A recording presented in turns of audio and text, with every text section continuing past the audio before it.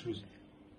আলহামদুলিল্লাহ, মাহতাব ভাই উনি এর আগে হিজামা নিয়েছেন কোমর ব্যথার জন্য। আলহামদুলিল্লাহ কোমর ব্যথা ভালো হয়েছে, এজন্য খুব ভালো লাগছে ওনার কাছে। এজন্য আবার দ্বিতীয়বার আসছেন। এখন বর্তমানে যে করোনা ভাইরাস ছড়াচ্ছে, করোনা ভাইরাস থেকে বাঁচার জন্য ইমিউনিটি সিস্টেম শক্তিশালী করার জন্য উনি হিজামা নিচ্ছেন। মাহতাব ভাই, আপনি কিছু বলেন। আলহামদুলিল্লাহ, এর আগেও আমি আলামিন ভাইয়ের কাছে আসছিলাম মদিনা হিজামা হেলথ সেন্টারে। তো উনি আমাকে আমার ভাইয়ের সাথে আসছিল।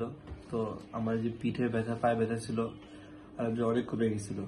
আসলে এই হিজামা যেটা আছে এটা আমাদের রাসূল সাল্লাল্লাহু আলাইহি ওয়াসাল্লামের সুন্নত। তো সবারই এটা দরকার আছে করা। বাকি এখন আমাদের দেশে যে অবস্থা করোনা ভাইরাসের, এখন সবারই দরকার আছে এটা করানো। তোমার বুকে রাখো আল্লাহরই ভয়, আসবে না কোনোদিন কোনো পরাজয়।